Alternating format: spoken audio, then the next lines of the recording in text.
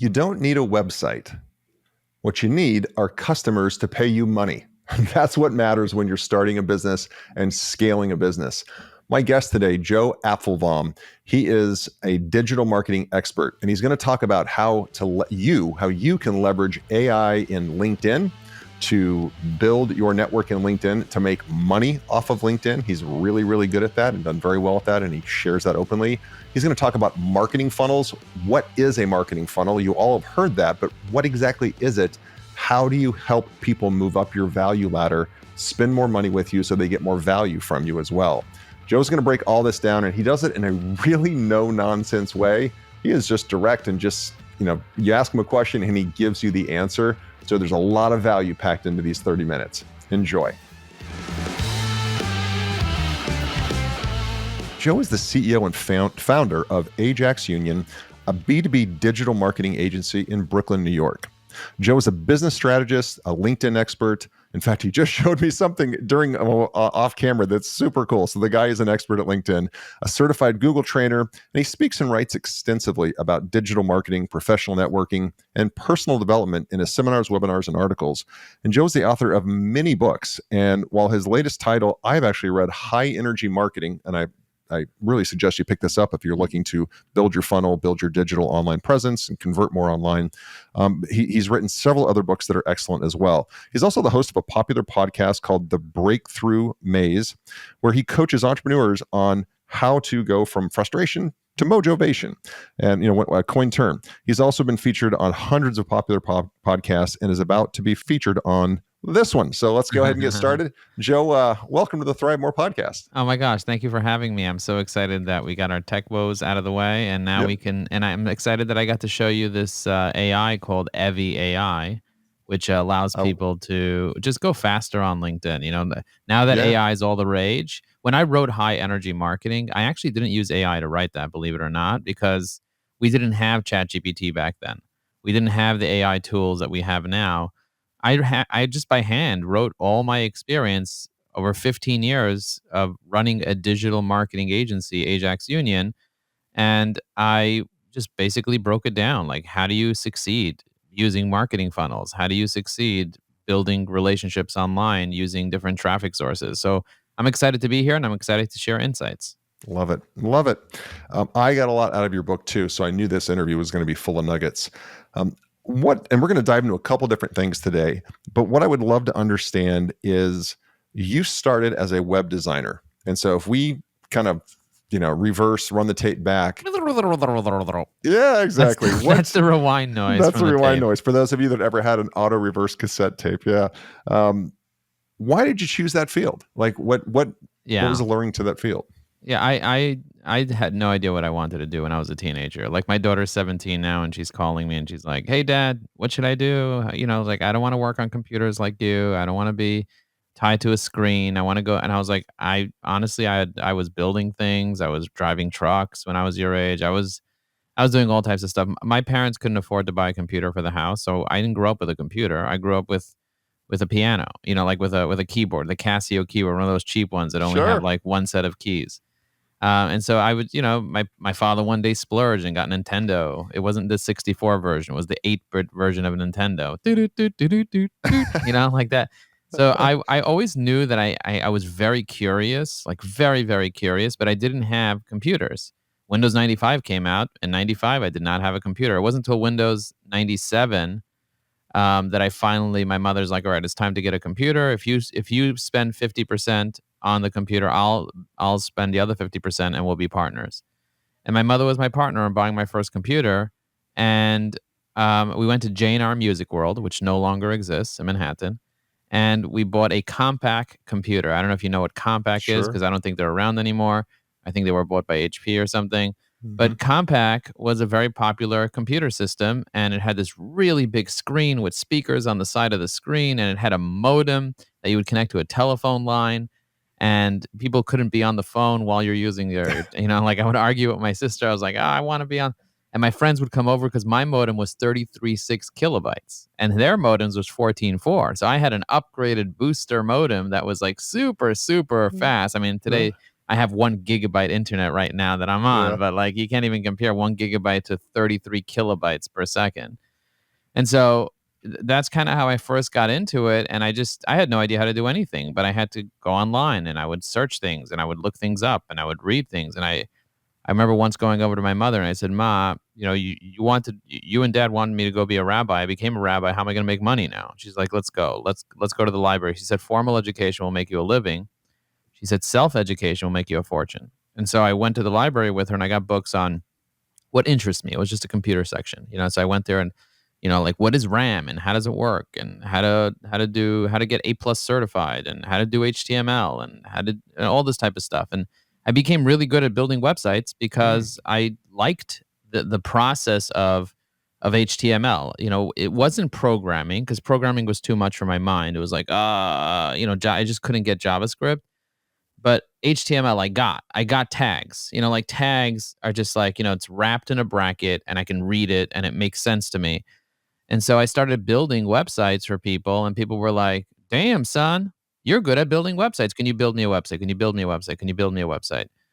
And people started paying me. And before you know it, I'm doing 100 websites a year, on average paying me $1,000 a website. That's a very nice 6-figure salary. And my mind was just blown by Yeah. the fact that people would pay for that. I was like, oh my God, this is fun and you for were me. still pretty young at that age. I was definitely young. And for me, it wasn't a business. For me, it was more fun. I was Yeah. still doing it, but I didn't understand business. That's one thing I really did not understand. I was just more like a tech guy that would just fix computers for people and build websites for them and do some graphic design. I loved Photoshop. I'm very creative. I wasn't really good at it, but I was creative. I would come up with animations and I would mess with Flash and I was just always learning and learning and learning. And that's one of the things that I think really allowed me to be able to pick up clients that were bigger, is because when I did get into business and I did get into sales, I was already the expert tech wise. Like I already knew 90% of everything there is to do with all this stuff. So when I talked to somebody, I was the tech guy. Like I knew, whenever anybody had an issue, they would come to me to fix the issue because I knew enough about DNS and about networking and about technology and about servers and about HTML and about JavaScript and PHP, enough that now when I'm building my own software, and I have an AI software that I'm building now called evyAI, we have 10,000 users in 35 countries around the world right now. The crazy thing is that if I wasn't a tech guy, I would never know how to build that, and I would never know how to like even tell the developers what to do when something goes wrong. So I'm not a developer myself per se, but I know enough to say, "Hey, have you tried this?" Or "Don't tell me you can't do that. I know that's possible. If I need to get another developer, I will." And then they figure it out. Yeah. So that's the idea. So yeah, so it all started with me just being curious and building websites that way, and then eventually it turned into a business. Do what you love and the money will follow. Yeah. All right. So you have to comment on, you went to school to become a rabbi, and you then decided to go in a different direction into business. But I can only imagine that experience in education helped, played into, guided some of your business decisions. It'd be interesting for me and the listeners to understand how. I mean, for me, it was more about, it's a social construct, right? It's about, it's almost like networking and building relationships and getting to know people. There's beliefs that people have, there's relationships that you build. And, learning to be a rabbi is just basically learning the rules of the game. That's what you're learning to do. There's not teaching you anything other than the rules of the games. And there are certain rules you have to learn and you have to memorize. And that's really what it takes. You also have to practice it and do it, but it's mostly about like understanding the rules and knowing that there are rules. And in every game, there are rules. I really learned about integrity in business because in religion, you could have integrity in one area and not have it in another area, and it'll still work. You could still kind of like, fake it and still be successful spiritually from the outside in. But in business, if you don't have integrity, you're not making any money. There's not going to be any profit. Your employees are not going to stick around. It's not going to work. So the real integrity happens. Like, are you making money, not making money? Is this happening? Is this growing? Is this successful? That's where, like the people that I know that are building successful companies, they're taking the right actions every single day. I see it. And they're doing it day in and day out, and they're really focused. And so I learned a lot from that education, but I learned a lot about integrity from business. Yeah, that's actually really interesting insight. When you said rules of the game, you said I had to, as a rabbi, I had to learn the rules of the game. Just expand upon that, There are please. very technical things that you have to do for being observant. If you're an observant person, you have to know like what you're allowed to do, what you're not allowed to do, what you're allowed to eat, what you're not allowed to eat. Like there's certain laws around kosher. I don't know if you know Yeah, what kosher is, but there are sure. very specific rules around kosher and very specific rules around utensils related to kosher, and there are very specific rules around the environment. So there's a lot of rules that you have to know to be able to advise people on the technicalities of that. So, it kind of also helped me become a better coach and Hmm. have more patience with people's questions, because there's a lot of coaching that happens at being a rabbi. Yeah, But at the end of the day, for me, business was really what resonated with my soul more. yeah. Love it. I love it. I can only imagine, because I think of a rabbi, I think of somebody who does listen first, is a very active listener. And then there's always this sage wisdom, I guess with really any religious leader, a good one, it's a lot of listening. And then this just beautiful sage piece of advice that hopefully Yeah, the student's ready to hear, right? The teacher appears when the 100%. student's ready. This segment is sponsored by RockBox Fitness Franchising. Take control of your destiny and join the boutique fitness revolution with RockBox Fitness. If you're ready to make a real impact in your community and own your own business that empowers people to achieve their best life, then RockBox is the opportunity you've been looking for. They provide comprehensive support from site selection, upfit, training, and turnkey marketing, so you can open your studio with confidence and a strong recurring revenue member base. Visit rockboxfitness.com and click on franchise opportunities to learn more about this exciting venture in the fast-growing boutique fitness industry. It's time to turn your passion for fitness and for business into a thriving venture.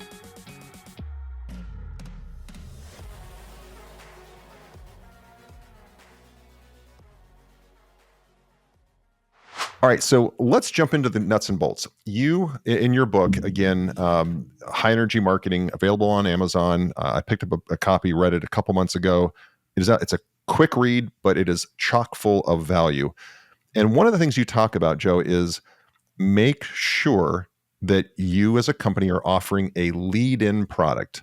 Yeah. And I think sometimes that can be confused with a lead magnet, which is, hey, I want to get a lead and I'm going to trade an email for like an ebook or a white paper or, a little tchotchke.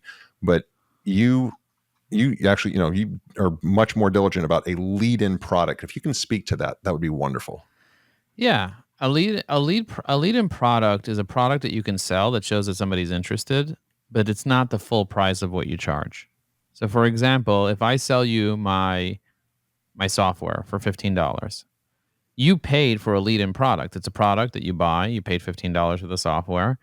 But then that's not my goal, is to sell you the software. My goal is to use that to qualify you, to get you in the door, and then be able to offer you what I really want to offer you, which is maybe a $10,000 product or whatever.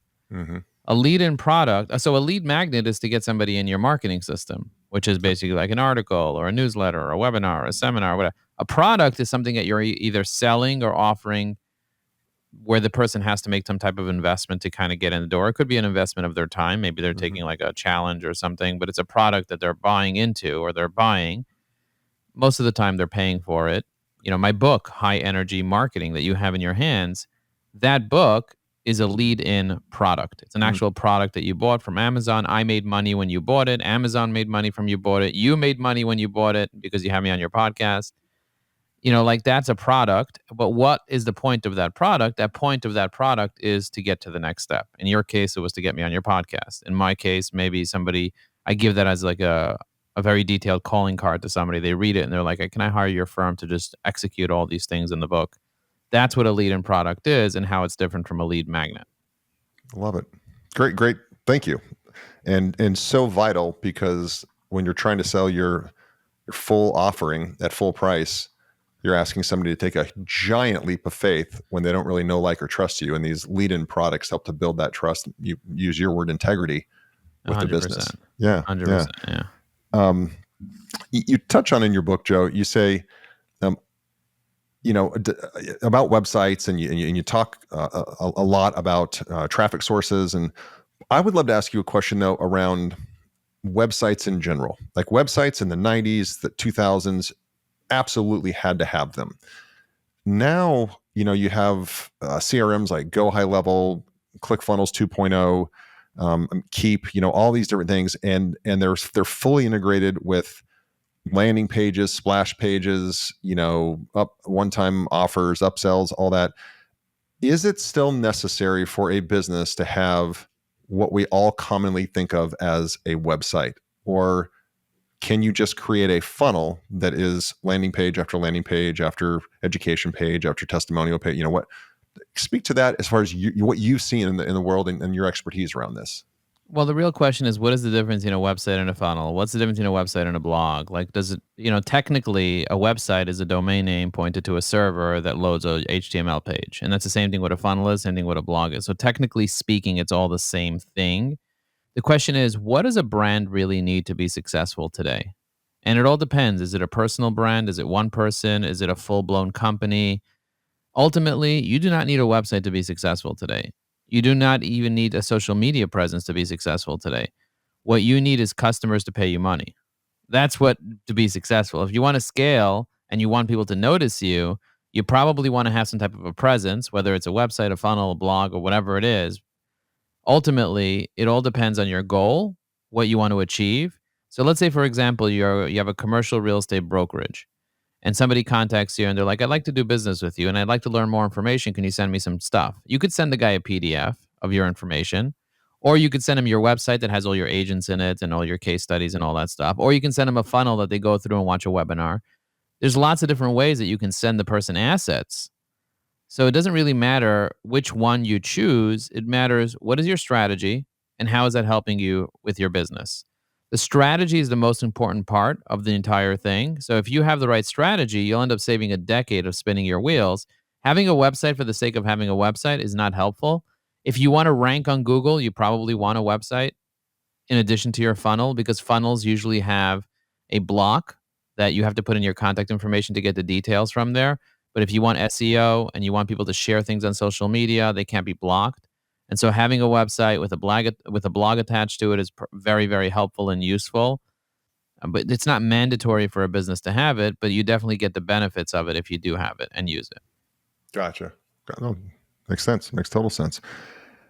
So what does it take? So to dovetail on that, Joe, what does it take in essence to create a successful marketing funnel? And maybe even define funnel. I think funnel is a throw around term. If you could define for the listeners, define in your definition what a marketing funnel is, and then maybe just the second half of that would be, how do you create a successful one? So in my podcast, I have a podcast, it's ajaxunion.com/podcast. I talk about this in detail, but a marketing funnel essentially is different stages that you take people through. Step 1, step 2, step 3, and in each stage, there's something else you want them to do.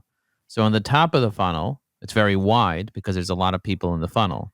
In the middle of the funnel, it's less wide. There's fewer people in the middle of the funnel. They're more qualified. And in the bottom of the funnel, it's even less wide because it's the most qualified people. So my recommendations to you is go from the top of the funnel to the bottom line. So what does it mean, the top of the funnel? The top of the funnel is the place where it's the widest and the people are least qualified, where you're educating people and inspiring them about a problem that they might have. The middle of the funnel, you're more building trust. And the bottom of the funnel, you're trying to get them as a client. You're qualifying them. So you want to be able to have stages that you take people through, known as a funnel, to be able to speak to the most people when they're entering your ecosystem, your website, your blog, or whatever. So you drive people to something that's kind of like an education piece, and then you build them into a trust piece, like a case study, and then you take them to the bottom line, which is a call with you. And so that's kind of like why it's called a funnel, because maybe you'll have 100 people in the top of the funnel that are interested in learning about, getting educated about your industry. And then maybe half of them will be interested in learning some case studies. And then maybe half of them or a tenth of them will be interested in getting on a call with you. So you started with 100, you got 10 calls from that. But that's because you started wide and then went skinnier and skinnier and skinnier. That's what a funnel is. Gotcha. And to thank you. And to create, you may have really kind of answered this, an effective marketing funnel I heard you use words like educate near the top, more social proof or third party reference around a testimonial or a case study, then a call to action. So those were some of the things I heard you outline. Anything else you would offer to the listeners who may have never built a marketing funnel, or starting their own business for the first time? It really boils down to who you're targeting. So first, what is your goal? Who's your target? What is your message? This is what I talk about in the book, High Energy Marketing. Your goal is how much money do you want to make? How many leads do you need? And what do you want them to do? Your target market is who you're targeting. Who are the people that are most ideal clients? Who are the buyer centers that are going to buy from you? And then, once you're active in that world and you're very, very clear around all those ideas, then the next step is filling your funnel out. How do you fill your funnel out? Well, that would be depending on what you're offering those people inside of your funnel. So, for example, if you're targeting, I'm like targeting commercial real estate brokers right now. So I know that they're very active on LinkedIn. So what am I going to do? So I'm going to go on LinkedIn and write an article that really speaks to them. And then I'm going to get them all to read that article on LinkedIn. And then from that article, I'm going to get them to go into my community. I have a free community that they can join, specifically for real estate, commercial real estate brokers. And then from there, I'm going to get them to a paid community. And then from there, I'm going to get them into software. And then from there, I'm going to get them into services and training. And so I'm going to go from one thing to another and drive them deeper and deeper and deeper into my funnel. That was a great example of how to do this and how to continue to level people up your value ladder, so to speak. I love that. This segment is sponsored by Beamlight Sauna Franchising. Are you looking to take control of your destiny and own your own business? Do you want a great brand in a rapidly growing market? Well, Beamlight Sauna is a nationwide health and wellness franchise with amazing opportunities in select markets. You can bring the power of infrared sauna and red light therapy to your community while you build a thriving business. Beamlight Sauna offers support that includes site selection, build out, even pre-launch programs and turnkey marketing, so you can open your studio with a large recurring revenue member base.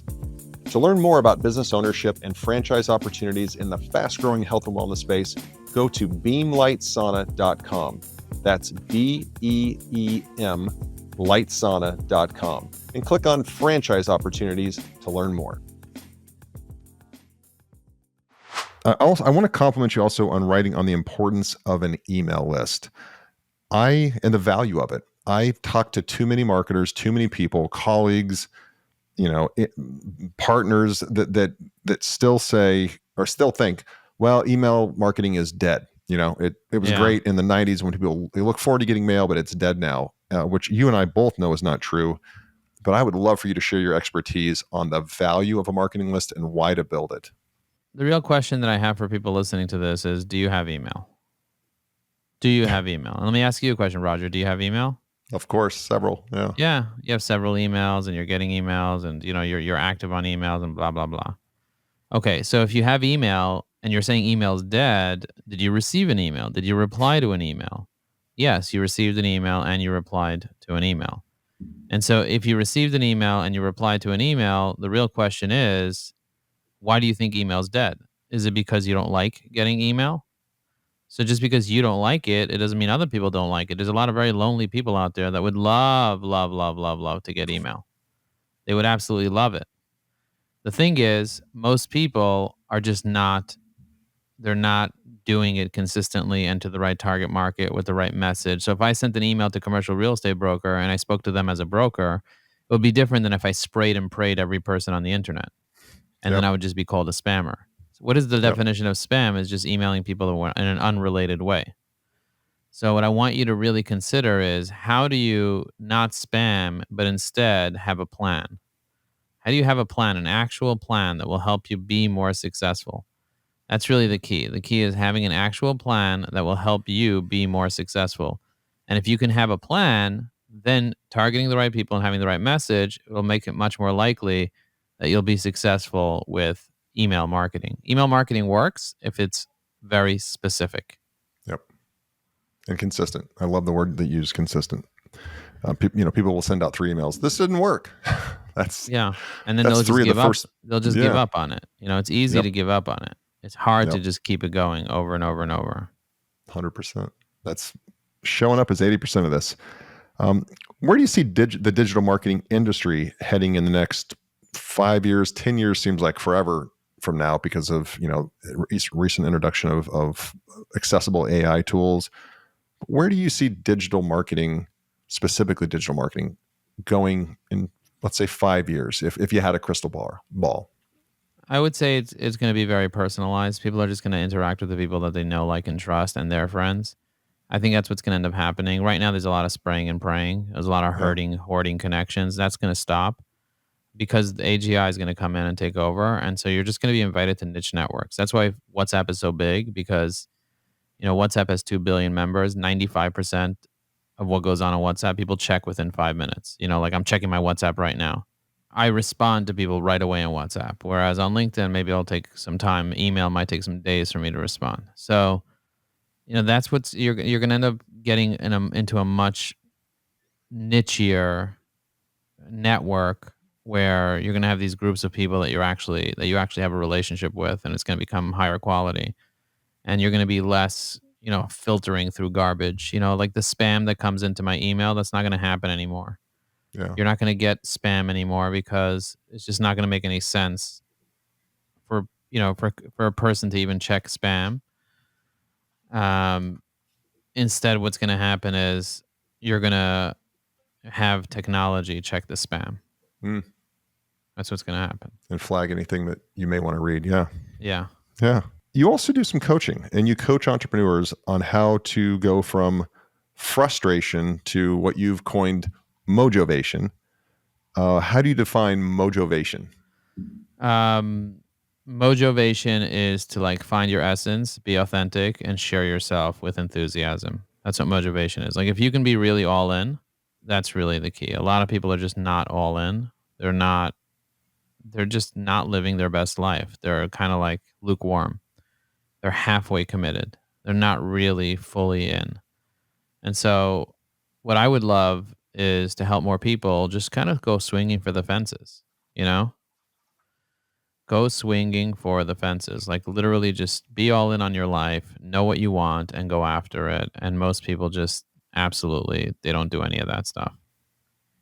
I was reading a book yesterday that relates to exactly what you said, and just around, people's comfort zone, and how, we always will strive to our average. Everybody has their own average. And maybe your average is upper middle class, 2 European cars and a nice home that's mostly paid for. But then to go beyond that, you've got to create a new identity. I'm beyond upper middle class. I have the potential. I want to. I mean, some people, they don't want to. They're happy and they want to stay. But it's all about that burning your boats philosophy and going all in, as you talked about.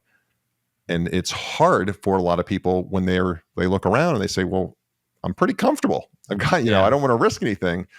But that's the only way you can get outsized returns, is to put some chips in the middle of the table, or all the chips in the middle of the table. And Yeah. What you put into something is what you get out of it. That's, that's a big deal. Yeah. So you have this other venture, I think you called, if I'm reading it right, evyAI. evyAI? Is that? Yeah, evyAI. I call it evyAI, evyAI.com. Okay. Talk about that, please. Yeah, evyAI is an AI for LinkedIn. So I've been training people on how to use LinkedIn for the past several years. I've trained over 1,000 companies. I found that my best clients come from relationships, and LinkedIn's a great place to build those relationships, especially professional relationships. What I found was that these are really, really good clients, and they're just incredible, like really incredible, wonderful clients that I'm able to pick up on LinkedIn. And people started wanting to learn how to leverage LinkedIn to get those types of clients. So I decided I'm going to start teaching it because people wanted to buy courses about it. I've generated over $1 million just in courses related to LinkedIn. One of the biggest issues that I see my clients have is they don't have the time or the energy to come up with content, to reply to comments, to send direct messages. They don't have the time and they don't have the ability to. So when AI came out, I was like, oh my gosh, we can have AI do this. And I built a system that has AI do this. So this year we have 10,000 people in 35 countries that are using evyAI to help them reply to comments and send messages. It's very affordable. It's less than 50 cents a day. And the price is actually going down because AI is getting smarter and faster and cheaper. whereas the price of employees are going up. And so my recommendation is getting on it. I